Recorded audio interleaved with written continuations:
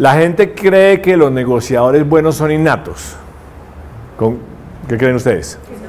No. No es cierto. Sí, es cierto que uno puede tener ciertas competencias, habilidades que le faciliten ciertas cosas, ¿sí? Pero es como cualquier cosa, ¿no? Puede que un jugador de tenis tenga ciertas habilidades que le permitan ser un mejor jugador de tenis, pero si ese jugador de tenis no practica muchísimo, no llega nunca a las grandes ligas, se queda pues por ahí.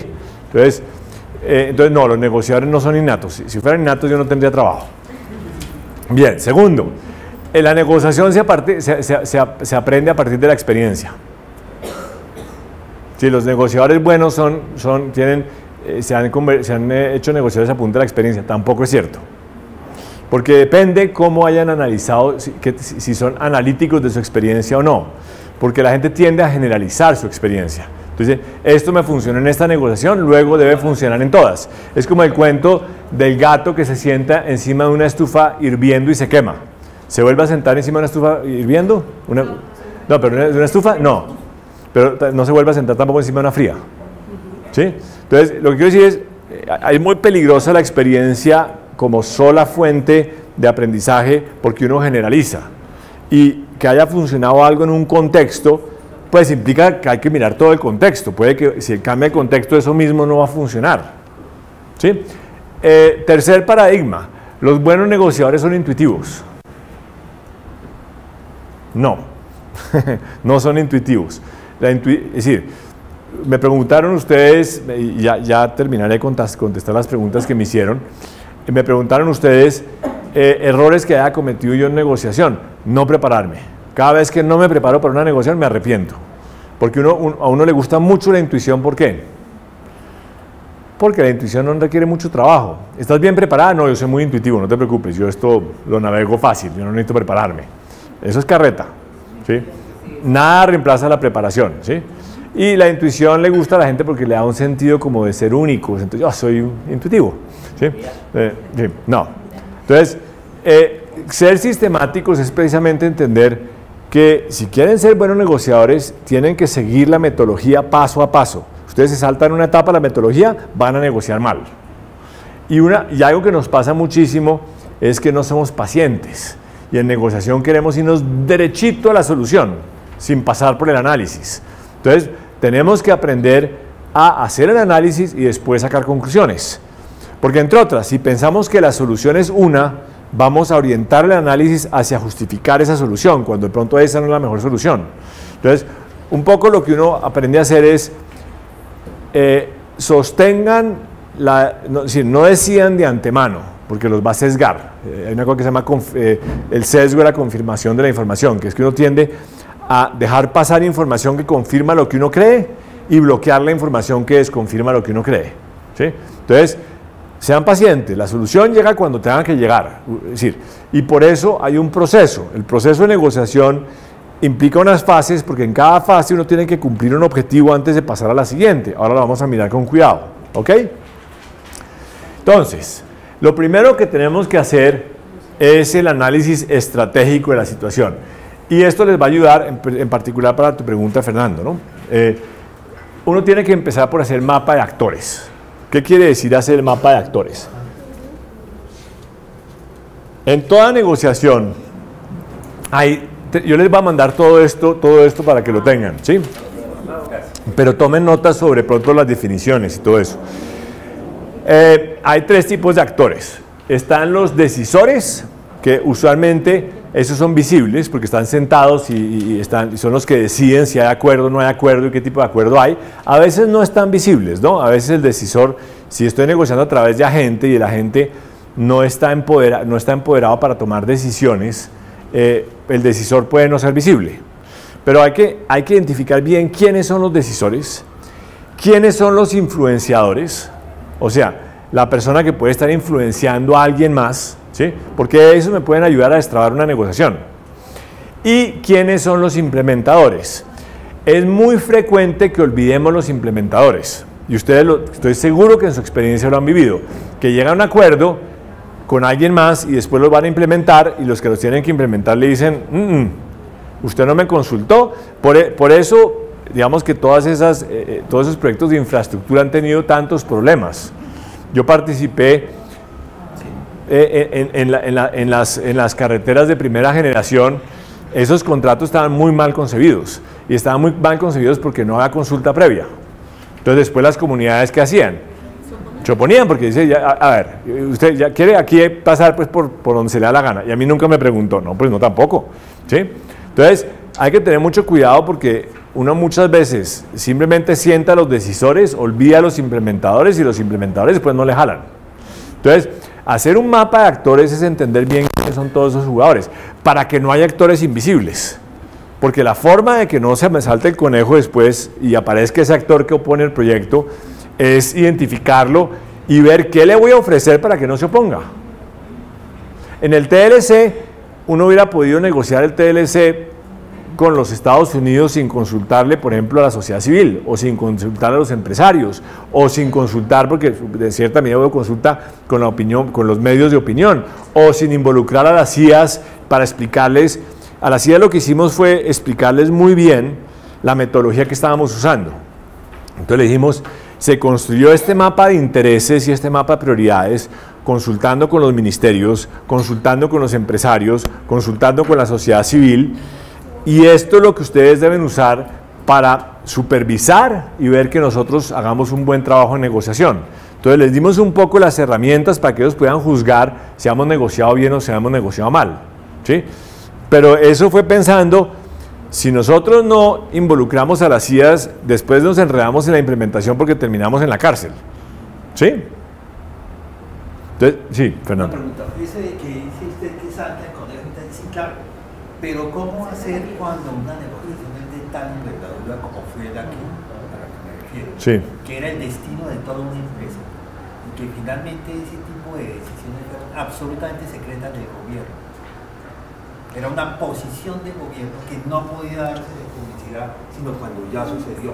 Y sucedió de manera tan abrupta, pero piensa, el ejército se tomó las instalaciones y ese día se acabó la empresa. Sí, pues eso es porque no se hizo el mapa de actores y no se tuvo en cuenta todo, ¿no? ¿Cómo hacer el mapa de actores en ese sentido? No, para mí es difícil darte una opinión sobre ese caso específico, porque me tocará entrar a mirar qué fue lo que pasó y ver cuál es la estructura del mapa de actores. Pero por eso te doy el ejemplo de... El gobierno acabó la empresa porque había intereses de otra índole, eso era todo. Sí, y el tema, y muchas veces el tema es ese, ¿no? Entonces, ponte a pensar no sé si a ustedes les tocó involucrarse en contratos de primera generación, ¿sí? ¿Cómo estaba diseñado el contrato de primera generación? Alguien se había sentado durante el gobierno, se veía el gobierno Gaviria, sí, gobierno Gaviria, y había sentado al sector financiero, al sector constructivo, a los operadores, y el gobierno, y habían negociado entre ellos el esquema contractual de las concesiones viales.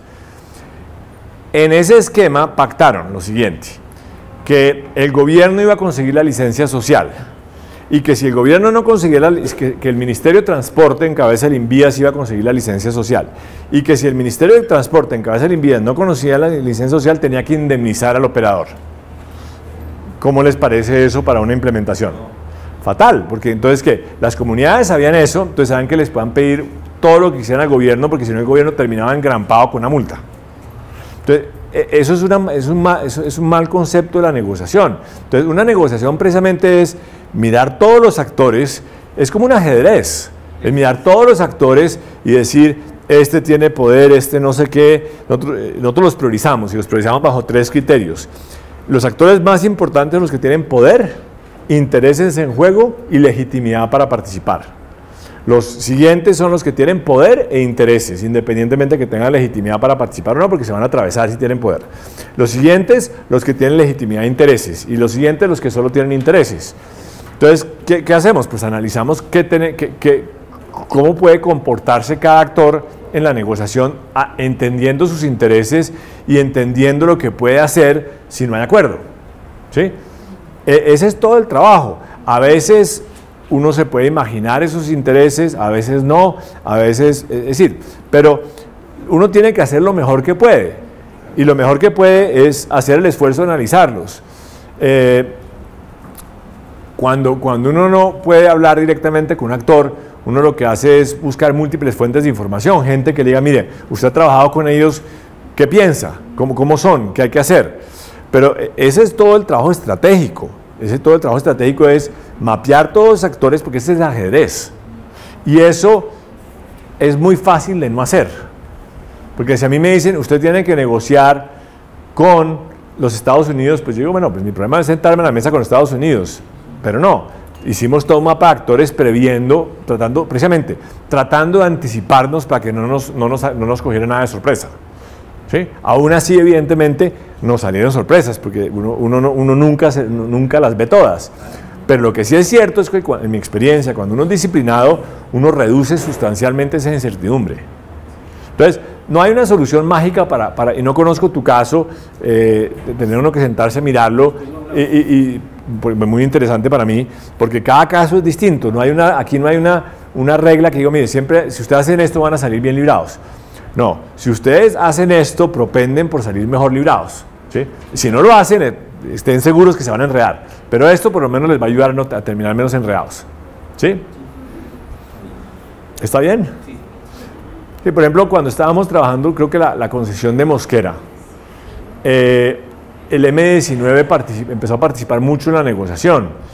Y parte de lo que logramos ver es que la razón por la cual quería participar en la negociación, estaba siendo activo, era para entorpecer la negociación y que no hubiera negociación. Si de eso no lo hubiéramos visto, nos hubieran enredado el camino. Nos enredaron de todas maneras, pero nos hubieran enredado mucho más. En ese momento, hace no sé cuántos años ya. ¿Y cómo le puede dar legitimidad a un actor que no debe tener participación en esa negociación? Pero es que eso es ingenuo. Es decir, que tú digas el M19 no tiene por qué estar participando ahí, pues participa indirecta o indirectamente. Pero participa. Entonces, si tú no, por eso hablo de los tres conceptos. Sí, un actor que tiene poder, a ver, Venezuela no tiene legitimidad en la negociación con el ELN, pero está participando. ¿Por qué? Porque el ELN tiene una relación con el gobierno de Maduro. Entonces, legítimo o no legítimo, ahí está. Puede influenciar la negociación. Pero no tiene poder. Tiene poder, sí. Tiene poder de influencia del ELN, sí. ¿Ok? ¿Es claro? Entonces, sí, en esto, yo creo que, a ver, la negociación es una responsabilidad de medio, no de resultado. ¿Por qué? Sí, porque yo no puedo garantizarle a un cliente que voy a obtener cierto resultado. Yo puedo garantizarle que hago todo lo que hago mi mejor esfuerzo dentro de las mejores prácticas para propender por obtener el mejor resultado posible. ¿Sí? A ver si los explico de esta forma. Uno puede obtener un mal resultado habiendo tomado muy buenas decisiones y puede obtener un buen resultado habiendo tomado muy malas decisiones. Sobre lo único que tiene control es sobre que la gente tome buenas decisiones en esto. Entonces lo que necesito saber es que los equipos de negociación están tomando la mejor decisión con la información a la cual tienen acceso. No siendo perezosos y diciendo, no, es que no tengo más información. Hermanito, vaya y la busca. Sí. Parte de la preparación es identificar la información que no tengo para ir a buscarla. ¿Sí les estoy ayudando con esto? Sí. Ok. Aquí les voy esto es muy importante para ustedes. En negociaciones a veces negocia el principal, a veces negocia la gente. Ojo con esto, que esto les sirve mucho a ustedes. En negociaciones, muchas veces negocia el principal, muchas veces negocia el agente. ¿Cuándo negocian a través de agentes? Entonces, como no tenemos tanto tiempo, les voy a decir. Uno negocia a través de agentes cuando la negociación requiere un conocimiento técnico o un conocimiento especializado que yo no tengo. ¿Sí?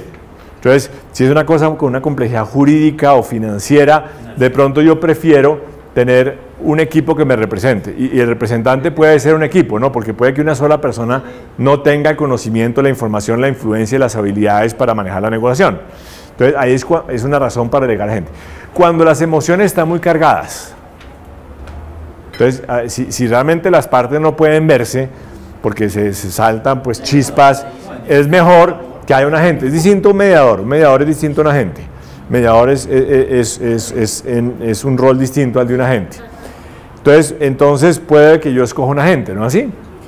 La otra razón por la cual uno escoge agentes, y es muy importante, es flexibilidad táctica. ¿Qué quiere decir eso? Si nosotros en el TLC hubiéramos sentado al presidente Uribe a negociar en todas las rondas, pues toda decisión era final. ¿Sí? Nosotros necesitamos la flexibilidad táctica de decir, tenemos que consultarlo con el jefe, es decir, ¿cuáles eran las instancias? Jefe de la mesa de negociación. Entonces estaba el jefe, por ejemplo, de la mesa de negociación agrícola. Respondía al jefe del equipo negociador, Hernando José Gómez, que respondía al ministro, que respondía al presidente. Entonces, en ciertas decisiones uno decía, no, mira, esto lo tengo que consultar. Eso me da flexibilidad táctica. Me da la posibilidad de pensar, de replantear, de decir, no puedo decidir en este momento y de no dejarme presionar. También la flexibilidad táctica de que si se daña totalmente la relación entre las dos partes negociando, uno puede despedir al negociador. Uno no puede despedir al principal. No, decir, no, es que ese Pablo es muy bruto, cambiémoslo por otro. ¿Sí? Entonces, ahí no salvamos la negociación, y ustedes lo han visto muchas veces, quemando el fusible del pobre agente. ¿Sí? Entonces, es otra razón por la cual uno usa agentes. El uso de agentes tiene complejidades, porque el uso de agentes implica más canales de comunicación. ¿Sí? Entonces pueden perderse entendimientos porque la gente transmite mal la comunicación al principal en cualquiera de los sentidos. Entonces tiene ese costo. Los agentes muchas veces, y ustedes lo van a ver, les importa más la relación con el agente de su contraparte que con el principal, porque el principal hacen esta negociación y no lo vuelven a ver. En cambio, si es, por ejemplo, en familia, los abogados de familia que hacen conciliaciones, esos se vuelven y se encuentran todo el tiempo. Entonces la relación entre ellos es muy importante porque sí, tienen esta negociación, pero van a tener una futura. Entonces, si no hay un buen balance, el agente puede proteger la relación con el otro agente más que la relación con su principal. ¿Sí? Estas son cosas prácticas que creo que les ayudan a ustedes en la vida real. ¿Sí? El agente achica la torta. Si cuando un abogado, por ejemplo, comisiona sobre el resultado, o un banquero de inversión comisiona sobre el resultado, la torta se achica. Porque entonces, si hay un precio y esta persona se lleva parte de la torta, pues hay menos torta para negociar. Entonces el agente puede comerse parte de la torta, lo que puede dificultar el acuerdo. ¿Sí me explico? Sí. Ok. Entonces, y lo que es muy difícil, y vamos a mirarlo en este caso, es alinear los intereses de la gente con el principal. No es fácil. Uno dice, no, eso es facilísimo, es una comisión de éxito. No. Si, por ejemplo, cuando estoy ayudando a vender empresas, que lo he hecho algunas veces en el pasado, a mí no me gusta negociar sobre comisión de éxito. ¿Por qué? Porque a veces el mejor resultado es que es mala negociación. Si yo me voy a ganar una comisión de éxito, ¿por qué voy a propender? Porque haya venta. ¿Sí? Entonces, no es fácil alinear los intereses del principal con el agente. ¿Sí? ¿Sí es claro? Ok. Pero muchas veces negocian con agente. Que es muy importante, y esto ténganlo por favor muy claro, porque esto lo están viviendo ustedes. Vuelvan al ejemplo del apartamento. Yo estoy vendiendo mi apartamento. Yo quisiera venderlo por 200 millones de pesos, pero estoy dispuesto a venderlo por 150. Eso se llama punto de resistencia. ¿Tiene sentido? Sí. Yo no me bajo de los 150. Prefiero quedarme en el apartamento que vender por debajo. Si no me ofrecen más de 150, prefiero seguir viviendo donde estaba. ¿Está claro? Entonces, hay que tener mucho cuidado porque si yo le digo a la gente que estoy dispuesto a vender en 150, ¿con quién va a negociar la gente? Conmigo. Porque él no quiere hacer el esfuerzo, al menos de que sus intereses estén súper bien alineados, que no es fácil. Él no quiere hacer el esfuerzo por 3% más por vender por 200. Entonces, uno como regla general no le debe decir a la gente su punto de resistencia. La gente no debe saber el punto de resistencia de la negociación. Los negociadores negocian mucho mejor cuando uno le da únicamente una meta y una meta ambiciosa y realista. Entonces yo a mi agente de finca raíz le voy a decir, estoy interesado en vender esto por 200. Entonces me va a preguntar, ¿cuánto es lo mínimo? No, mira, 200 es mi meta. Tú haz tu trabajo y me vas consultando. Pero no le digo que estoy dispuesto a bajarme hasta 150, porque si no se sienta a convencerme a mí que venda por 150. Pero aún así, aunque los intereses no estén desalineados, Apenas uno sabe el punto de resistencia, uno se sesga contra el punto de resistencia. Si uno solo sabe la meta tiende a negociar mejor. ¿Sí lo ven? Entonces, si ustedes van a encargar a alguien que negocien por ustedes, e inclusive ustedes no deberían saber su punto de resistencia. No les conviene porque se sesgan. Es decir, lo ideal es que no lo supieran, pero yo sé que lo saben. Entonces la tendencia es, fíjense que la tendencia es, yo negocié bien si negocié por lo menos por el, ¿cómo se llama? Ayúdenme, lo que me dijeron esta mañana, por lo que dice el comité de conciliación. Pero no, si ustedes obtuvieron un poquito más de lo que pidió el comité de conciliación, no negociaron bien. Para eso váyanse una vez al comité de conciliación. Sí, para eso váyanse una vez por el proceso jurídico. ¿Para qué le van a gastar tiempo para obtener 3 pesos más? No, ese es el punto de resistencia, es lo mínimo aceptable. Si uno va a negociar es para sumarle a ese mínimo aceptable todo el valor que pueda sumarle. ¿Sí me explico? Pero ahorita vamos a ver, porque hay una trampa muy perversa ahí, y es el tema precio, el tema dinero. Vamos a ver que eso distorsiona la negociación profundamente, y este caso es muy bueno para ilustrarlo. ¿Por qué le da miedo al sindicato no cerrar? ¿Y por qué le da miedo a la empresa no cerrar? Porque un tribunal de arbitramiento corta para ambos lados. Entonces la incertidumbre, porque cuando uno sabe que le va mejor no negociando, ¿para qué hace el esfuerzo? ¿Sí? Si uno no sabe si le va a ir mejor o peor, porque uno no sabe qué diga el tribunal de arbitramiento, uno se esfuerza para negociar, para no quedar en manos de la incertidumbre. ¿Sí me explico? ¿Ven la diferencia? Bueno, sigamos con el caso, porque como ven, este caso le da a uno mucho más kilometraje de lo que uno se imagina. Entonces, ¿quiénes son los decisores? Los que dicen sí o no, finalmente, ¿no? Estos son los agentes y son representantes. Pueden influenciar a la gente, pueden llevarle propuestas y los principales dirán sí o no. ¿De acuerdo? ¿Cuáles son los intereses de la gente de Cristo? Ok, ayúdenme. Ok, piénselo bien, por favor, piénselo bien. ¿El interés principal de la gente de Cristo es maximizar la comisión para esta carrera? Sí. Yo no comparto eso con ustedes. A ver, ¿qué es lo que más valor le va a dar a la gente de Cristo en el largo plazo? Montar el caballo. Sí. Entonces, el principal interés de la gente de Cristo, sí. Ese es uno, sí, ya voy para allá, ese es muy importante. Pero el más importante es relanzar la carrera de Cristo en primera división. ¿Qué más intereses tiene? Maximizar sus comisiones a mediano y largo plazo. ¿Qué más intereses tienen? ¿Cómo le puede dar el máximo de reconocimiento y reputación al jockey? Pues montar el mejor caballo. Entonces, ahí les voy a ayudar. Darle al jockey el máximo de visibilidad positiva. Entonces quiere maximizar la visibilidad positiva al jockey. Ok, ¿están viendo que estos son intereses? La diferencia entre quiero la naranja y tengo sed. Ok, entonces el análisis, y es algo que uno no está acostumbrado a hacer, que uno no sabe hacer bien ni para uno ni para los demás, empieza después de haber entendido el mapa de actores por entender muy bien los intereses míos y de la contraparte. El establo, ¿cuáles son sus intereses? Maximizar La posición del caballo. maximizar la probabilidad de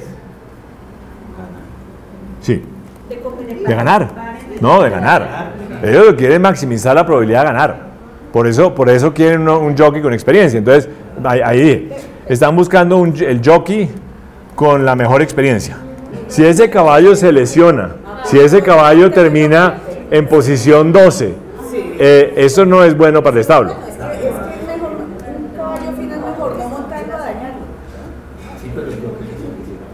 Ok, no se me vayan a las soluciones. Bien que ustedes ya están pensando en soluciones. Quédense en los intereses. Está prohibido pensar en soluciones. Tener un jockey permanente ya más estable. Por ahí vas por un buen camino. Yo creo que es más cubrir la contingencia de que mi otro jockey titular no se mejore. Sí, si el jockey titular no se mejora, termino enredado. Lo más importante para la gente del establo es su reputación frente al jefe, ¿no?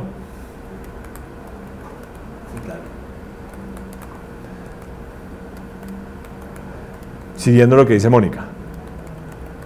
Entonces, ese sería su interés. Quiere quedar bien con su jefe, ¿sí? El otro gana comisiones, pero el otro también, yo creo que es muy importante su reputación como representante. Si hace un mal negocio, pues coge mala fama.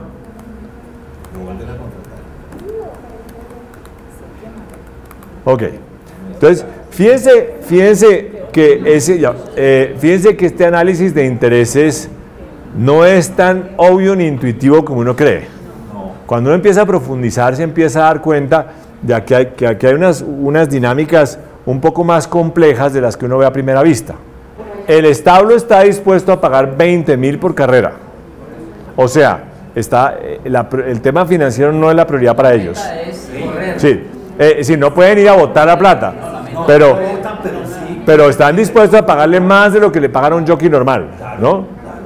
Porque si no fuera así, si la prioridad no fuera la reputación y corren con la novata, entonces no se desgastan en eso, ¿sí? Okay. Entonces ven cómo los intereses son un poquito más complejos cuando los empiezan a mirar con cuidado. Ok, la siguiente pregunta es, ¿quién tiene más poder? Es una pregunta estratégica. Más poder. De los dos negociadores. Sí. Para mí, yo les decía una cosa. Ok, entonces ahí viene el jalón de orejas. Yo les decía una cosa. Dejen la intuición. Quien más poder tiene en negociación es quien menos depende de la negociación para el logro de sus intereses. ¿Estamos de acuerdo en esa premisa? ¿Totalmente? ¿Alguien se opone? A ver, en una negociación, quien más poder tiene en negociación, no, ojo porque esto es más complejo. Quien más poder tiene en la negociación es quien menos, no necesita, es quien menos depende de la negociación para el logro de sus objetivos. No, de que se negocie para el logro de sus objetivos. ¿Sí? Sí. Si yo no dependo de esta negociación para lograr mis objetivos, estoy fresca lechuga. ¿Sí? Pero si dependo altamente de esta negociación para el logro, entonces, tengan cuidado porque uno tiende a ser muy intuitivo en negociación y los estoy regañando a priori, ¿sí? Porque la intuición los va a llevar a malas decisiones. La disciplina los va a llevar a mejores decisiones. Yo quiero que ustedes aprendan a ser disciplinados, no intuitivos. ¿Sí? Entonces, la única forma de saber quién tiene más poder es analizar lo que las partes harían si no llegan a un acuerdo y las consecuencias de eso. No hay otra forma de hacerlo. Entonces, empecemos por Cristo.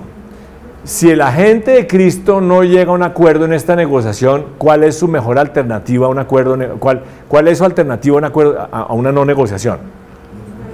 Esa pregunta es esencial y ustedes se la hacen todo el tiempo intuitivamente, lo que pasa es que no la tienen organizada. Si no llegan a un acuerdo, ¿cuál es plan B?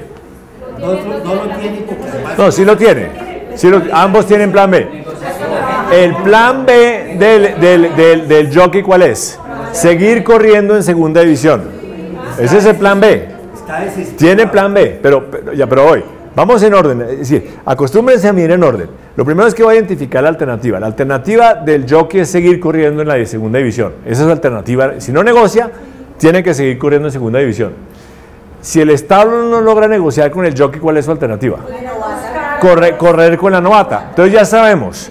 La alternativa a la no negociación del jockey es seguir en segunda división, corriendo en segunda división. La alternativa a la no negociación del establo es correr con la novata. Entonces, solo vamos a ver quién tiene más poder si analizamos las consecuencias de la alternativa. Y de nuevo, suspendan las ganas de encontrarle solución al problema. Ahorita están, porque si ustedes ya se casan con una solución, se van a sesgar. Tienen que mantener la mente abierta. ¿Qué tan buena es la alternativa al establo.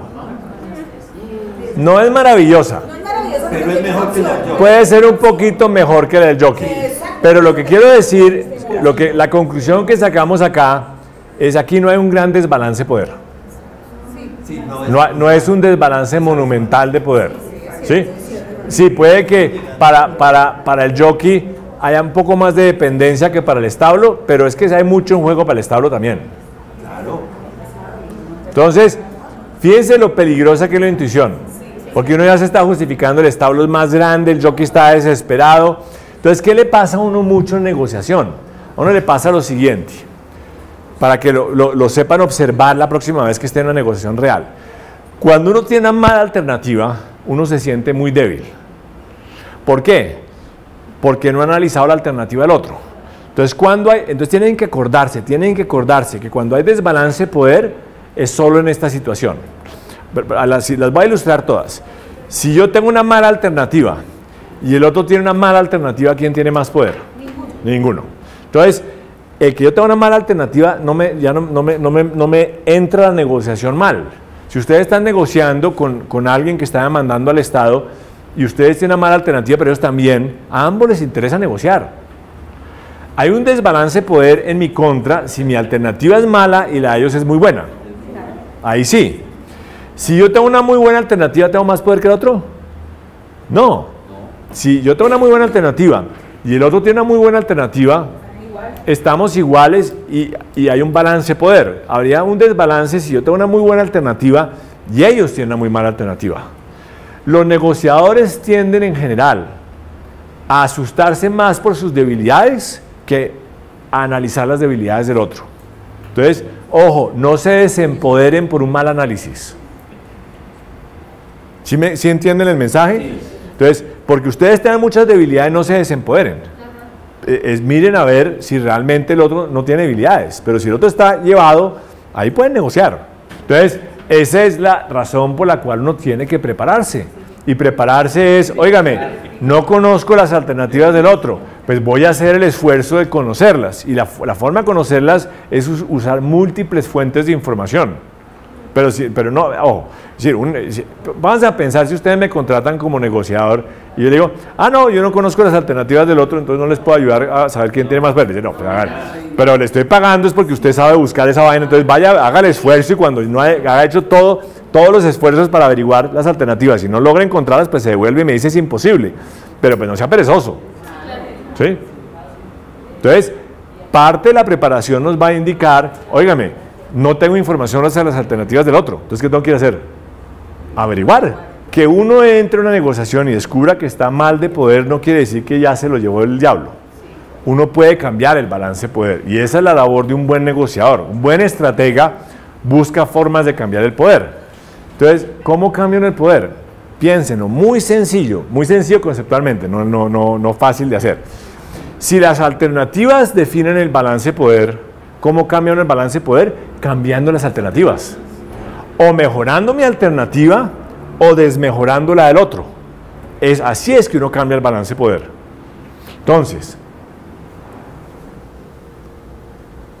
la pregunta que uno se debe hacer es, ¿cómo mejorar mi MAN? Mi mejor alternativa, un acuerdo negociado es un término técnico que le fascina a los negociadores. O cómo desmejorar el MAN de mi contraparte legítimamente. ¿Sí? Sí, legítimamente, sí.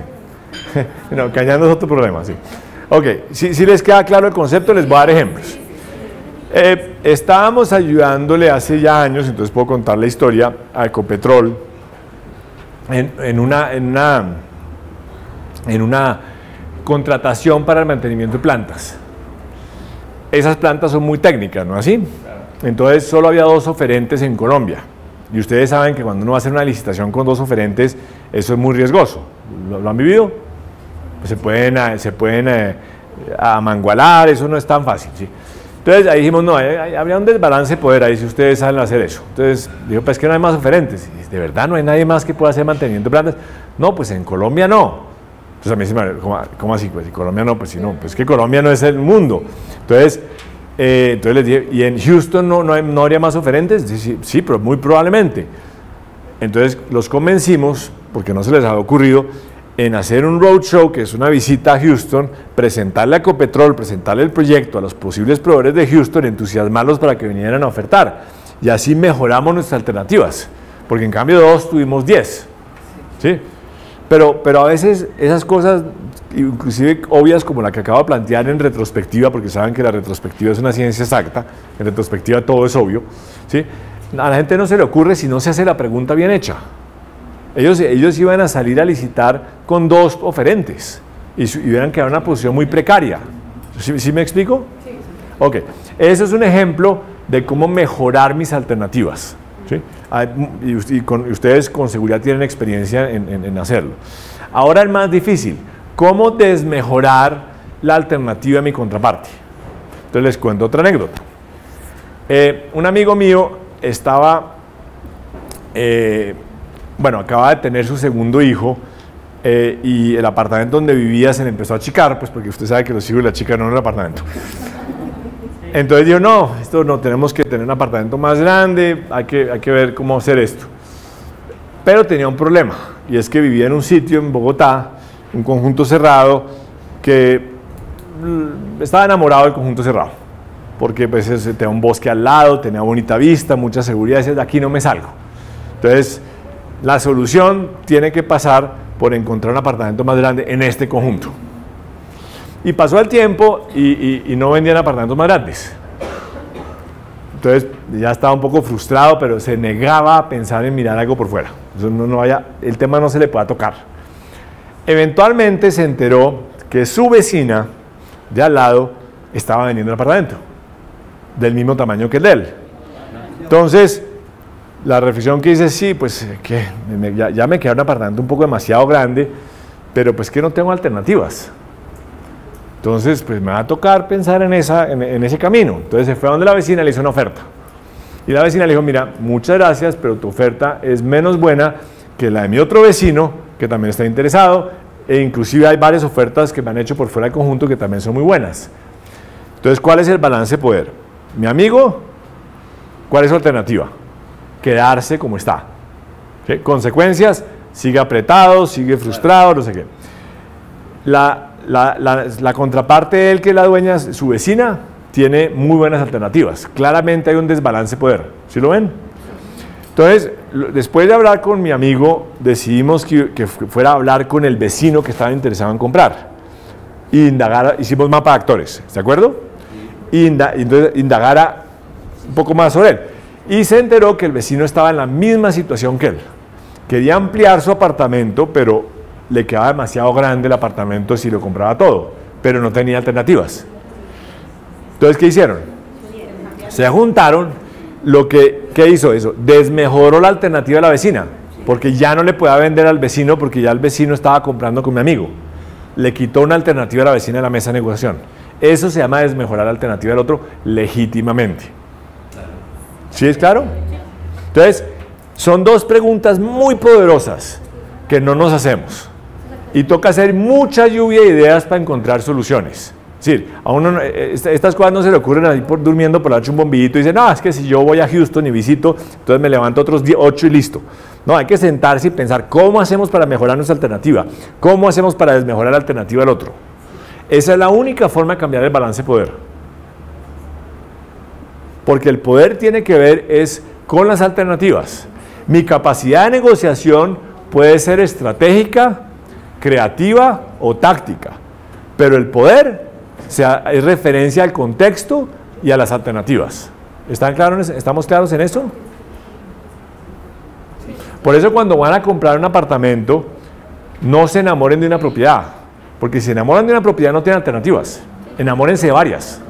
Ahora vamos al análisis creativo. El análisis creativo implica lo siguiente, y es que en las negociaciones hay resultados aceptables, hay resultados mejores y hay resultados óptimos. Pero aquí ya estamos hablando es para ambos, ¿sí? Es que no dejemos valor en la mesa de negociación. Entonces, en esta negociación, por ejemplo, un resultado simplemente aceptable es un precio por una carrera. Es aceptable, eso le funciona bien a ambos en la medida que esté entre 0, que es el punto de resistencia del jockey, y 20, que es el punto de resistencia del establo, ¿no así? Pero hay un resultado mejor, para ambos, y es algún compromiso para las 3 carreras, porque eso le conviene al jockey y le conviene al establo, ¿sí? Entonces, y puede haber un compromiso óptimo. Entonces, en la vida real es muy difícil saber cuál es el óptimo, porque la mitad de la información la tiene el otro y la mitad de la información la tengo yo. Entonces uno nunca sabe si dejó valor en la mesa. Entonces hay que acordarse que negociar es un proceso inductivo, no deductivo. En el sentido de que uno no sabe cuando entra a una negociación cuánto valor hay. Uno lo va descubriendo si aplica las tácticas apropiadas y si aplica las aproximaciones apropiadas. ¿Sí? ¿Queda claro el concepto? Entonces vamos a ver, todo esto que estamos aprendiendo es para propender a llegar a un resultado óptimo. Negociar es simplemente un trueque sofisticado. Eso es cambiar como los chipchas. Cambiar maíz por sal, oro por no sé qué, hueso. Negociar es eso. Negociar no es más que hacer trueques. Lo que pasa es que uno como que se le olvidó y lo volvió muy raro. No es nada más. Es yo te doy unas cosas a cambio de que tú me des otras. Entonces, parte del análisis para poder pensar en cómo crear la mejor oferta-valor es ver qué tengo yo que el otro valora mucho, independientemente que yo esté dispuesto a dárselo o no. Eso es hacer un inventario de todo lo que yo tengo que el otro valora. Y insisto, independientemente que yo crea que estoy dispuesto a dárselo o no, va a ser el inventario. Aquí no estoy diciendo qué le voy a dar, estoy haciendo un listado de lo que el otro valora que yo tengo. ¿Está claro? Esas son mis fichas de valor. Las fichas de valor del otro son todas aquellas cosas que yo valoro mucho que el otro tiene, independientemente de que yo crea que me lo va a dar o no. ¿Sí está clara la definición? Entonces, ¿qué tiene el representante del jockey en concreto? Aquí no estamos argumentando, ni decorando, ni justificando, son cosas concretas. Sin más carreta, no va a poner, es el mejor jockey porque eso es justificaciones. Lo que el otro valora, que yo tengo, es un jockey con experiencia. Lo otro que yo tengo, que el otro valora, es disponibilidad. Es decir, mi jockey está disponible para primera, segunda y tercera carrera. ¿Qué más tiene el representante del jockey que el otro valora? Aquí es donde tiene que aprender a ser muy creativo. Este ejercicio no es fácil.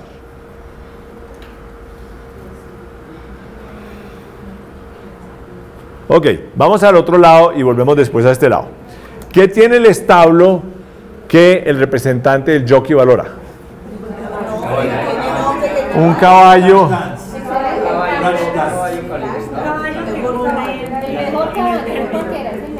Tiene un caballo con alto potencial. ¿Sí? La carrera es en el derby. Sí. Tiene 3 carreras en el derby. Sí. No tiene una carrera, tiene 3 carreras en el derby. Eso lo valora mucho el representante del jockey y el jockey. Sí. ¿Qué más tiene el establo que el otro valora? Ok, la marca del establo. La presión del tiempo que tiene. Eso se puede reflejar en capacidad. Pero no, aquí lo que valora el jockey es que lo asocien con una marca, es asociarse, lo que tiene es la posibilidad de que lo asocien, asociación con, perdón. Ya vuelvo a aclarar eso. Las fichas de valor del establo son las cosas que el establo tiene. Supongamos que yo soy el jockey. Son las cosas que el establo tiene que yo valoro. Entonces yo valoro un caballo con alto potencial, la posibilidad de 3 carreras importantísimas y la posibilidad de asociarme con una marca importante. Y además seguir siendo el jockey porque el titular está lesionado.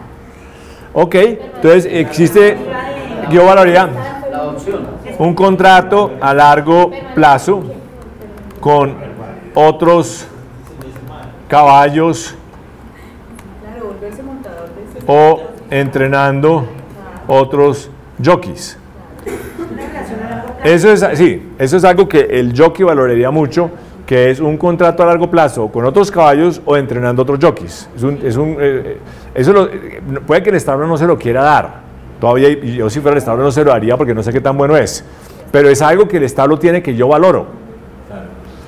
les voy a ayudar porque aquí es donde, si uno no tiene más cancha, le cuesta trabajo. Es publicidad artículos,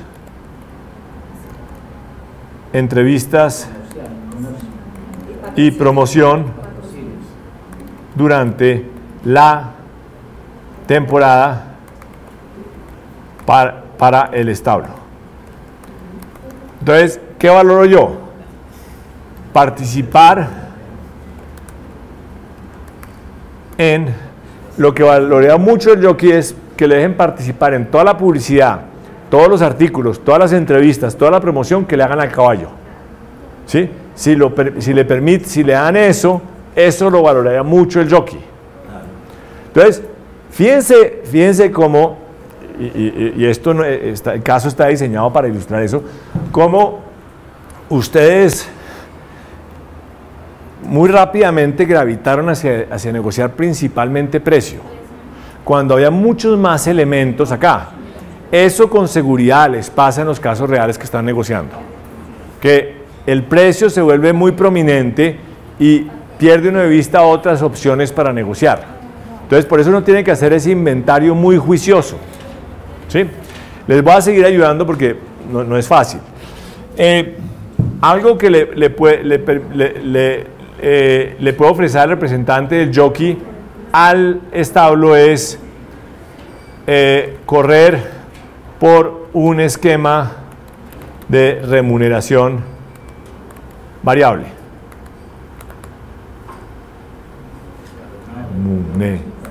¿Sí? Eso es muy valioso para el establo. ¿Por qué?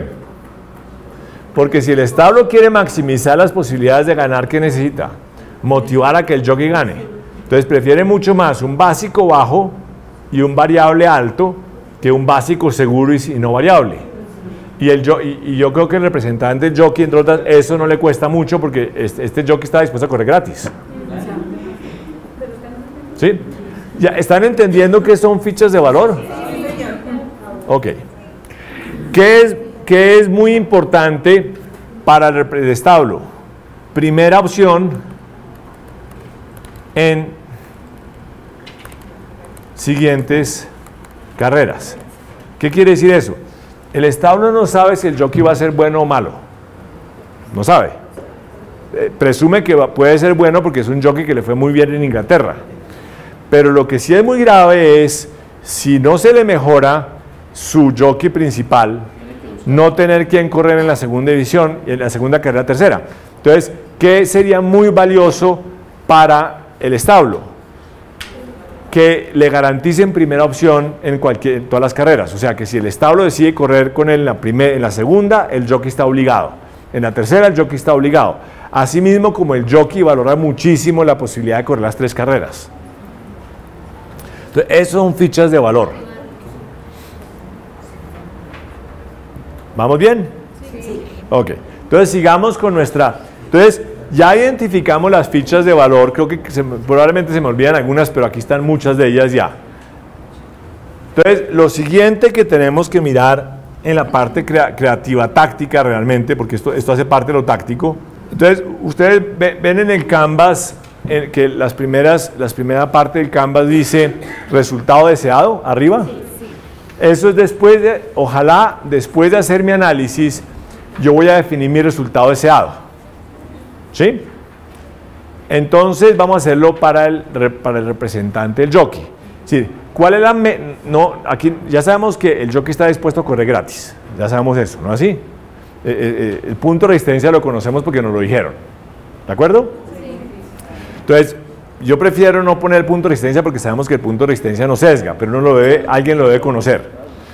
Entonces, ahora tenemos que definir la meta, porque sabemos que si la meta es más ambiciosa, la gente tiende a negociar mejor. Entonces, ¿cuál debe ser la meta del representante del jockey en esta negociación? ¿A qué debe aspirar? ¿Cuál sería el resultado deseado en esta negociación? En concreto.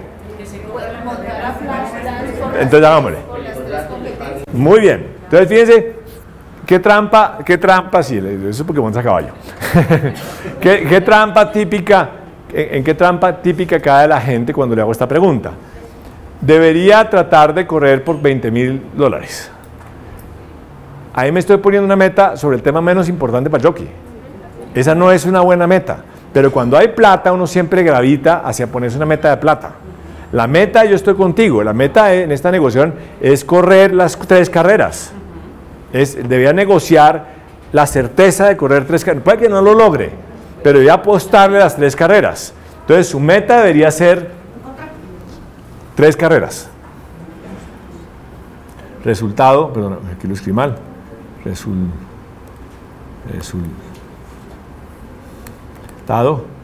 Entonces, para el representante del jockey, una primera meta en esta negociación es correr las 3 carreras. Si lograra que le dieran las 3 carreras, mejor. ¿Qué otra meta voy a tener? Miren las fichas de valor, eso les ayuda muchísimo.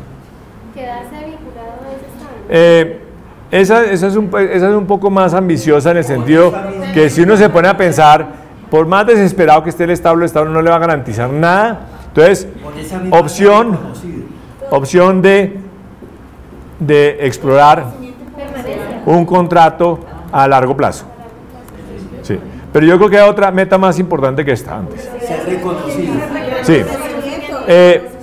Participar, pero en concreto, porque tengo que volver esto concreto, en toda publicidad. Debe ser reconocido. Pero yo no puedo firmar en el contrato ser reconocido. Yo tengo que firmar en el contrato, me van a involucrar en toda publicidad. El contrato se puede hacer mientras sea reconocido, mientras tanto no. No, pero yo sí puedo firmar en este contrato que me dejen en toda publicidad. Yo sí lo puedo firmar de antemano. Es decir, piensen porque, ¿qué fichas de...? Es que yo no quiero que me hagan publicidad a mí. Yo quiero que cada vez que le hagan publicidad al caballo me sienten al lado. ¿Eso qué tanto le cuesta al establo? Nada. ¿Qué tanto lo valoro yo? Muchísimo. Esas son las fichas de valor ideales. Una ficha de valor que tiene un alto valor para mí y un bajo costo para el otro es ideal. Porque obtengo algo muy valioso para mí y el otro no le duele para nada. Lo mismo que una ficha de valor que tiene un bajo costo para mí y un alto valor para el otro. Porque esas fichas de valor me permiten comprar lo que yo quiero. De nuevo, y les cuento todas esas historias porque uno se acuerda más de historias que de conceptos. En el TLC, en la primera ronda en Cartagena, los peruanos que estaban muy afanados por firmar un TLC rápido, porque Toledo tenía muy mala imagen y pensaba que con la firma del TLC le mejoraba la imagen, llegaron presionando porque avanzáramos muy rápido. Y lo que nos dijeron es, mire, hicimos un análisis. Todos estos asuntos que están listados acá no son importantes ni para Colombia, ni para Perú, ni para Ecuador. Recuerden que estábamos negociando los 3 países en conjunto. Entonces lo que les proponemos es, seamos en todo esto, rapidito para no perder tiempo, y concentrémonos en lo que realmente es importante para nosotros. A mí se me pararon los pelos de punta más de lo que los tengo ahorita. ¿Sí? ¿Por qué? Porque eso era ceder todas las fichas de valor que yo tenía para comprar lo que yo quería. Cosas que no tienen mucho costo para mí y tienen valor para el otro, es lo que me permite a mí pedirle al otro lo que tiene valor para mí. Pero si yo le regalo eso, ¿con qué compro? ¿Sí? Entonces, ese es el concepto. Si yo encuentro fichas de valor de bajo costo para mí y de alto valor para el otro, no las cedo. Entonces, una táctica en negociación clave es no ceder nunca a cambio de nada. O en positivo, aplicar siempre la reciprocidad. Pero ¿cuántas veces en negociación empezamos a mirar los asuntos de la negociación y decimos, listo, le acepto esto porque no me afecta? Y al aceptarlo, ya quedó aceptado. No puedo decirle después, ya que le di eso, ahora deme esto. La reciprocidad funciona en contingencia. Si usted quiere esto, me tiene que dar esto. Te da mucho cuidado, particularmente cuando están revisando contratos, porque los contratos los revisa uno secuencialmente. Y al revisarlo secuencialmente uno empieza a decir, sí, esto no tiene problema, no tiene problema. Pues es que no importa que no tenga problema. Si es valioso para el otro, pida algo a cambio. Pero si ya lo cedió, no puede pedir nada a cambio. Y es una trampa muy frecuente en negociación, que es hacer concesiones sin pedir concesiones. ¿Sí la ven? En esta estoy seguro que caen con mucha frecuencia, porque todos caemos con mucha frecuencia. Fíjense que el tema de honorarios no es tan crítico, ¿sí? podría inclusive aceptar un básico muy bajo a cambio de un variable muy alto. Y eso sería a cambio de algo, ¿no así? Entonces, bueno, pero entonces ya me entendieron cómo construir uno el resultado deseado. Empieza a poner uno metas sobre cada una de estas cosas que listó acá. Entonces yo en esto quiero lograr, en esto quiero, pero las metas más importantes son las que son más prioritarias para mí, que son estos asuntos que están acá. Otra meta puede ser empezar a entrenar con el caballo ya.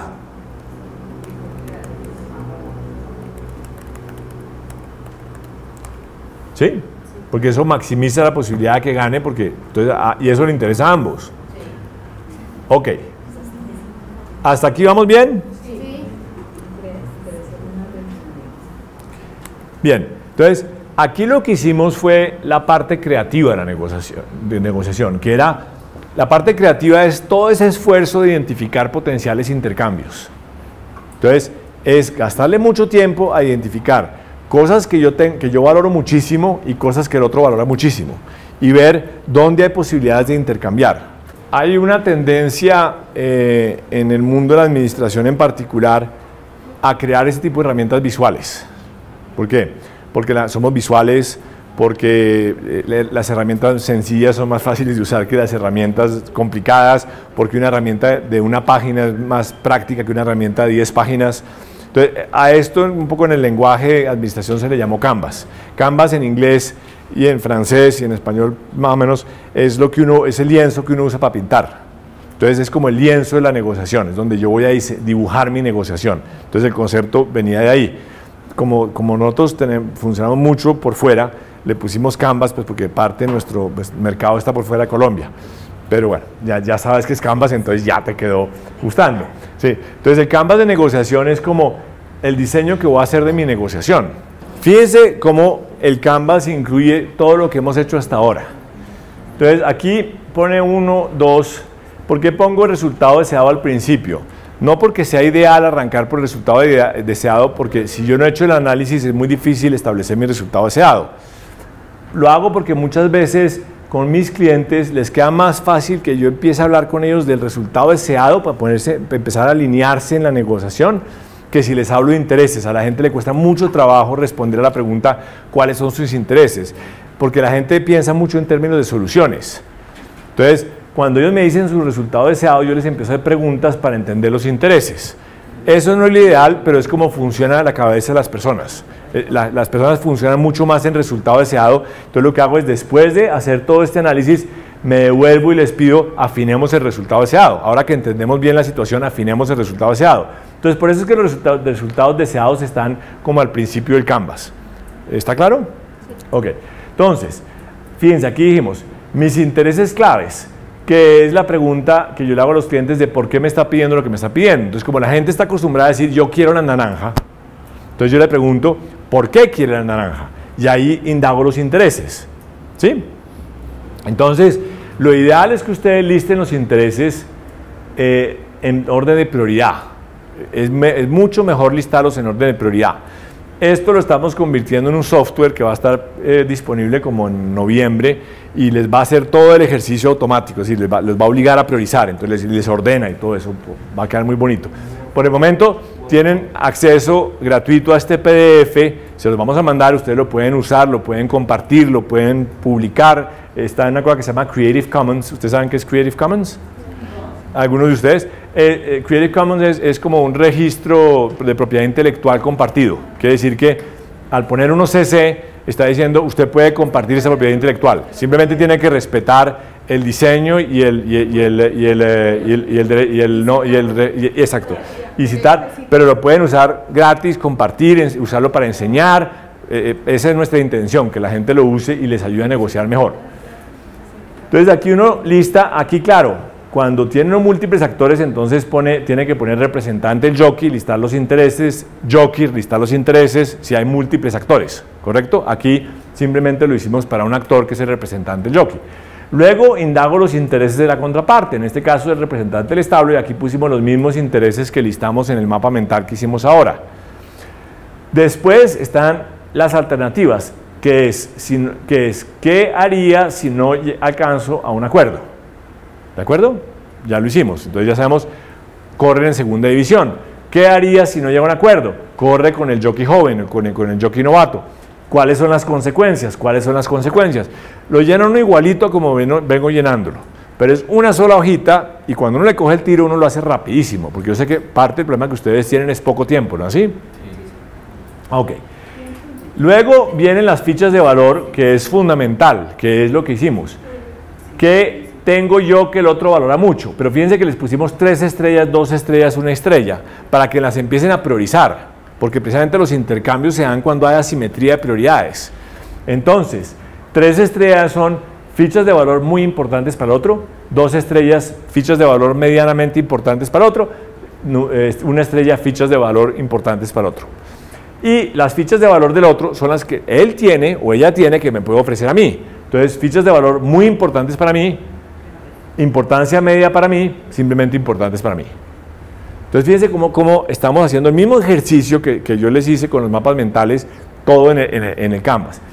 Esta parte de aquí, de análisis de actores, intereses y alternativas, es lo estratégico. Aquí, claro, hay que incluir en la vida real la pregunta, ¿cómo mejoro mi alternativa y cómo desmejoro la alternativa de mi contraparte? Esa la tienen clara, ¿no así? Y después volver a fijar metas.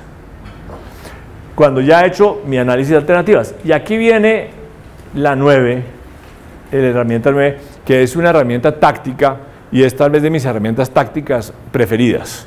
Y es una herramienta supremamente poderosa que hay que aprender a usar.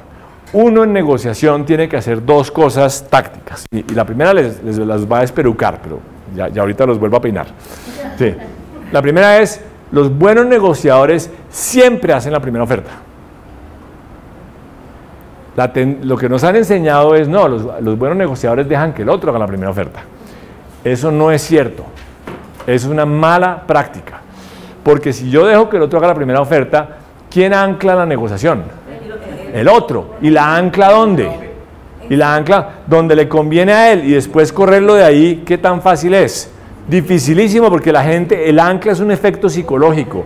La primera oferta que se pone sobre la mesa termina siendo ancla para el resultado final. Eso es lo más investigado que hay en negociación. No voy a entrar a probárselos porque nos demoramos mucho tiempo. Si están con dudas, me mandan un email, yo les mando el artículo.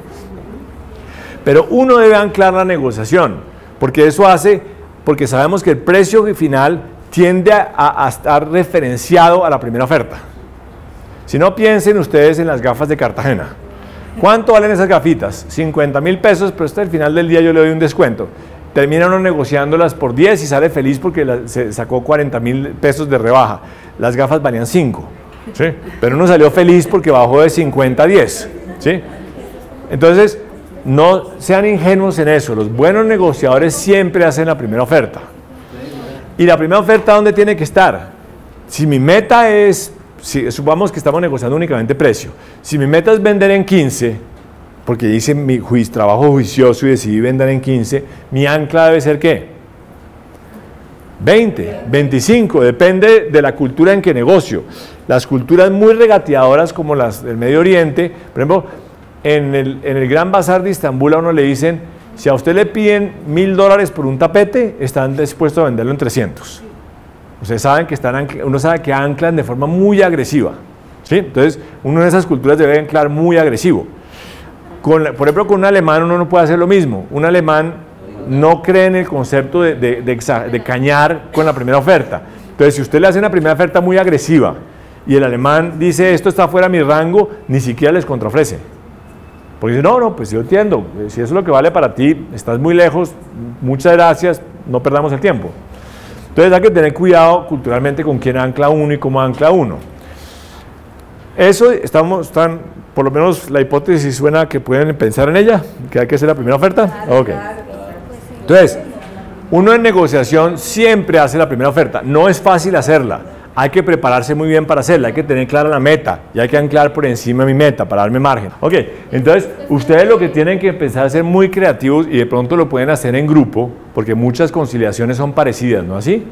Es pensar en fichas de valor, es decir, forma de pago, otros contratos, no tengo ni idea, pero esa labor me parece fundamental. la siguiente, primero la primera oferta. Entonces ya les quedó claro, en la medida de lo posible, porque no siempre lo van a poder hacer, uno debe tratar de hacer la primera oferta. Si uno no pudo hacer la primera oferta, debe hacer una contraoferta a partir de su meta. Por eso es tan importante tener el resultado deseado claro, porque si yo hago una primera oferta a partir de la oferta del otro, me sesgo. Si yo hago una contraoferta a partir de mi meta, corro menos riesgo a sesgarme, porque estoy referenciándome a mi meta y no a la oferta del otro. ¿Sí es claro? Sí. Ok. Entonces la siguiente técnica, que es el punto 9 en su Canvas, que es posibles soluciones, dice, no solo tiene usted que hacer la primera oferta, sino tiene que hacer 3 ofertas simultáneas. Eso sí que despeluca a la gente, porque dice, uy, qué complique, 3 ofertas simultáneas, ya producir una es difícil. Precisamente, el obligar a la gente, y por eso en el Canvas no vimos opción de una oferta, pusimos la opción de 3 ofertas. Porque si ustedes se esfuerzan a hacer 3 ofertas, van a ser más creativos. Van a pensar en otro tipo de soluciones y no quedarse con las evidentes. Número 1. Número 2. Si ustedes llegan a la mesa de negociación y anclan o reanclan la negociación con 3 ofertas, ¿qué impacto produce en el otro? Un impacto muy positivo, porque le están dando posibilidad de escoger. Entonces, eso crea un clima colaborativo y no un clima competitivo, porque le estoy diciendo, mire, yo aquí le estoy haciendo 3 ofertas para que veamos. A la gente eso le cambia el tono. ¿Sí? ¿Sí lo ven? ¿Sí? Ok, claro. Las 3 ofertas tienen que ser equivalentes para ustedes, porque si ponen 3 ofertas y una es pésima y el otro y escoge la pésima, no le pueden decir, no, esa no la puede escoger. No, cuando están sobre la mesa, están diciendo, escoja la que a usted le guste. Entonces, primer punto, creatividad. Segundo punto, crea un clima colaborativo de negociación. Tercer punto, como ustedes hacen parte de la cultura latina, y la cultura latina no comparte información sobre intereses y prioridades, que es lo que necesitamos para poder armar en Canvas, ¿sí? Muchas veces la única forma en que uno puede entender qué valora el otro es presentándole 3 ofertas y viendo la reacción a las ofertas. Uy, no, el plazo, eso no me sirve. Entonces el plazo es muy importante para ellos, entonces tengo que cambiarlo aquí en las fichas, en el orden de las fichas de valor. Yo pensé que era 1 estrella y de pronto es 3 estrellas. Entonces, en culturas que no comparten mucha información, la única forma de entender y que el otro empiece a expresar sus prioridades y expresar sus intereses es pidiéndole que critique las ofertas. Los buenos negociadores son muy transparentes con sus intereses, no son transparentes con su punto de resistencia. No son transparentes con su alternativa. Si yo no le voy a decir a otro, mira, es que si no negocio contigo me voy para la cárcel. O si no negocio hoy, me bota mi jefe. Si no le digo ni que mi alternativa es pésima, ni que estoy desesperado por negociar.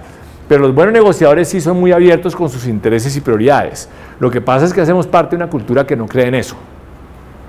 Y que no son abiertos, los negociadores colombianos no son abiertos hablando de sus intereses y prioridades. Los buenos negociadores son súper abiertos. Es decir, la investigación muestra claramente que ser transparente con tus intereses no te debilita en la mesa de negociación. Te abre muchas posibilidades de ser más creativo. Y construye confianza, porque yo necesito que el otro me cuente sus intereses, ¿no es así? ¿Sí? Ok. Entonces, esa es la virtud de hacer 3 ofertas. Entonces, ¿cómo las arma uno? Entonces, aquí las armé, a ver cómo las armé. Ok, este es el jockey haciendo la oferta al establo. Entonces, como el jockey, lo que más le interesa son las 3 carreras. Entonces, está haciendo una oferta en que si le garantizan las 3 carreras sin condiciones, corre por una tarifa muy bajita y algún esquema de bonificación. Si no le garantizan las 3 carreras, sino que se las condicionan, entonces pide una tarifa más alta. Y si quedan en los 10 primeros puestos, le garantizan correr en la siguiente carrera. O si quedan entre los 10 primeros puestos, a ver qué más había puesto yo para compensar. Esto se abre así, entonces, a ver, la primera la armé, correr las 3 carreras sin condiciones por $5,000 por carrera, bonificación de 5% de las ganancias del puesto 1 al puesto 5, incluir a Cristo en toda publicidad escrita si queda entre los 10 primeros puestos, en cualquiera de las 3 carreras tiene una opción de entrenar a otro caballo en el establo. Esa es mi primera oferta. Mi segunda oferta es correr y si queda en los 10 primeros puestos, pasa a la siguiente carrera, US10 por carrera, bonificación del 10%, le subo la bonificación por lo que no me garanticen las carreras. Incluir a Cristo en toda publicidad. Fíjense que en todas estoy diciendo, como la publicidad es muy valiosa para mí y no le cuesta mucho al otro, en todas las propuestas estoy incluyendo la publicidad. Y la tercera, correr si queda en los 3 primeros puestos, pasa a la siguiente carrera, US5 por carrera, si queda entre los 10 primeros puestos, corre la siguiente carrera, 7% bonificación de ganancia, incluir a Cristo en toda posibilidad, si queda en los 10 primeros puestos, en cualquiera de las 3 carreras, tiene la primera opción para entrenar otro caballo. Entonces, balanceo mis propuestas planteando diferentes intercambios, pero en principio la propuesta debe ser relativamente equivalente para mí. ¿Sí es claro? Sí. Esta es una parte táctica creativa porque estoy armando propuestas, táctica porque sabemos que al hacer esto la gente construye confianza con la contraparte, obtiene más información de la contraparte y ancla la negociación sobre su oferta y no sobre la del otro. ¿Bien? Y claro, si llegamos a un acuerdo, pues escribimos el acuerdo acá. ¿Está más o menos claro? Sí. Bueno, y por ejemplo, esto se los mandamos también, este Canvas también se los mandamos para que lo tengan como referencia. Bueno, en mi experiencia, en lo que dice la teoría, en lo que dice la práctica, los buenos negociadores son muy transparentes con lo que pueden ser transparentes y son muy reservados con lo que tienen que ser reservados. ¿Con qué tienen que ser reservados? Yo no te puedo decir mi punto de resistencia, porque si te digo mi punto de resistencia, ¿qué haces? Me aprietas hasta el punto de resistencia, ¿así? No te puedo decir que estoy urgido, porque si estoy urgido, que estoy indicando que mi alternativa es mala y que si no hago esto rápido me voy a enredar, ¿sí? Y no te puedo decir el valor de mi alternativa, porque si te digo el valor de mi alternativa me calculas el punto de resistencia. Lo que sí te digo es, soy muy transparente presentando las ofertas, soy muy transparente con mis intereses, soy muy transparente con mis prioridades y soy muy transparente con mis preferencias, con mis intereses, ¿sí? Yo sé que es difícil interiorizarlo así porque uno lleva mucho tiempo escuchando lo opuesto, pero ahí sí me toca, pues, porque si no nos tomaría 3 días convencerlos que ustedes leen a esa hipótesis una posibilidad y miren si les funciona. En los 24 años de experiencia que llevo en esto, a mí me ha funcionado. Ser muy transparente me ha ayudado a obtener mejores resultados. Me ha ayudado además a tener una buena reputación. Y eso es clave. Si tú tienes la reputación de ser un negociador colaborativo, la gente va a negociar de forma mucho más abierta contigo y va a preferir negociar contigo. Si tú eres un negociador que le da por la cabeza al otro, cada vez que puede, pues van a evitarte a todo y cada vez que entra a negociar contigo, van a entrar pues con todas las armas para defenderse y para fregarte. Esa es otra forma de verlo. El peligro de una ancla muy agresiva es que pierdes credibilidad. Si tú arrancas, a ver, si tú estás vendiendo tu apartamento y en el mercado el apartamento está en 200 millones de pesos, ¿sí? Como el precio comercial de un apartamento similar al tuyo, y tú arrancas por 1.000 millones, pues no te toman en serio. Y de hecho se pueden parar de la mesa de negociación porque dicen, uy, no, qué pereza negociar contigo, yo prefiero negociar con alguien más que no sea. Pero si arrancas una negociación de 250 millones y lo justificas bien, dices, no, es que mire, tienes que entender que la vista es muy buena, o inclusive más, de pronto 300, y la vista es muy buena, estoy en un 10º piso, tienes que entender que esto no es lo mismo que un apartamento, un edificio que está en la calle, sino que hace parte de un conjunto cerrado, protegido, con un bosque detrás. Entonces es distinto, ¿sí? Entonces, tu primera oferta tiene que ser discutible, porque si ni siquiera es discutible, no te sirve como ancla, porque la otra persona no la va a tomar en serio.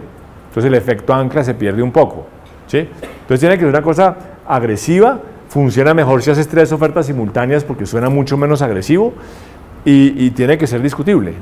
Cuando uno está negociando con gente que no sabe negociar, sí. Entonces, ¿qué le pasa a uno, por ejemplo, con sindicatos con frecuencia, sin estigmatizarlos, porque la culpa es de ambos, con las comunidades que arrancan con solicitudes muy fuertes? Entonces el Estado se devuelve con una solicitud muy fuerte y eso polariza más. Si yo me devuelvo con 3 propuestas, empiezo a mandar el mensaje de reciprocidad. Yo podría cederte en esto si tú me das esto a cambio. Entonces, ahí ya planteo una actitud colaborativa que no es usted pida todo el IPC que pueda, yo le ofrezco lo menos que puedo, a ver si en algún punto nos encontramos en el medio. Eso lo que hace es polarizar más y probablemente alargar la negociación. Parte de la cuarta virtud de las múltiples propuestas es que educa al otro en reciprocidad. El otro empieza a ver, el gobierno sí está dispuesto a ceder en esto si le doy esto. ¿Sí? Entonces, ahí también ayuda a que la otra parte se mueva internamente, porque muchas veces los negociadores de la otra parte son muy extremos porque quieren mostrarse fuertes. Entonces los constituyentes simplemente lo siguen. Si los constituyentes ven que hay unas propuestas sensatas que implican unas cosas, otras, ellos mismos pueden presionar a sus representantes para que digan, mire, ojo, porque aquí nos están ofreciendo una cosa chévere si cedemos en esto. Nosotros podemos ceder en esto si no dan esto. Pero si la respuesta es extrema, eso no pasa. No se hace esa dinámica dentro del grupo de mi contraparte. Ahí lo que pasa es que cuando ya se mete uno en negociaciones políticas o sindicales, ahí vienen múltiples conflictos de intereses, ¿no? Desafortunadamente, en algunas negociaciones sindicales, los representantes del sindicato tienen sus propios intereses y están buscando, ¿cómo? Prebenda no, sino, por ejemplo, fueros sindicales. Y son capaces de ceder otras cosas contra fueros sindicales porque eso les conviene a ellos individualmente, pero eso no representa a sus constituyentes. Y al revés también pasa, los políticos muchas veces quieren usar las negociaciones para atacar a su enemigo, entonces sí, porque eso ya son negociaciones multilaterales más complejas en que hay juegos más grandes, pero la única forma de entenderlo es mapeando los actores y entendiendo los intereses de todos los actores. En algún momento dado nos tocó hacer el mapa del conflicto del sector salud hace unos 5 años, ¿se acuerdan que estaba cuando el ministro Gaviria entró, estaba muy enrarecido el ambiente? Y eso era muy complicado porque desafortunadamente el sistema de salud colombiano tiene muchos incentivos muy perversos. Entonces hay una cantidad de conflictos de intereses en los actores del sistema de salud colombiano muy bravos. ¿Sí? Entonces hace que pasen cosas pues como eso, que la gente tome posiciones muy perversas. Entonces, pero eso lo ve uno cuando uno mapea a todos los actores. Entonces uno dice, claro, ojo, no estoy generalizando porque entonces termino demandado ahora. Las IPS tienen un conflicto de intereses. Los prestadores de servicios de salud quieren prestar más servicios para ganar más. Las EPS quieren ahorrar plata para ganar más. Hay muchos conflictos de intereses que si uno no entiende por qué la gente actúa como actúa.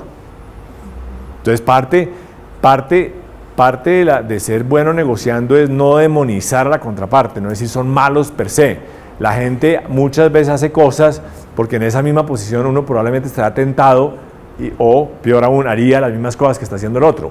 Entonces entender los intereses del otro le ayuda a entender las intenciones del otro y por qué está actuando como está actuando.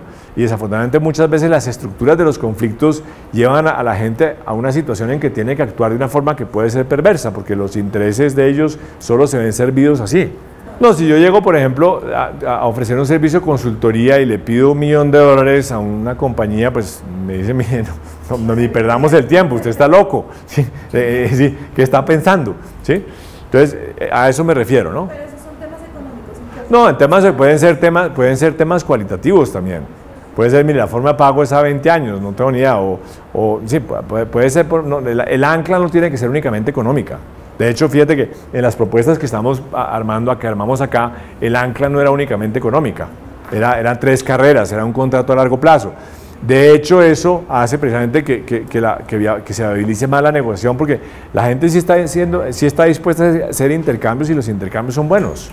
Construir relación implica ser muy empático, ser muy presente, ser muy auténtico, buscar puntos comunes. ¿Por qué creen ustedes que les pido que me hagan preguntas personales al principio? Porque es la forma de construir relación con ustedes. Sí, porque ya me vuelvo más humano, me parezco a ustedes, porque pues me pasan cosas como a ustedes. Entonces, esa construcción de relación es clave.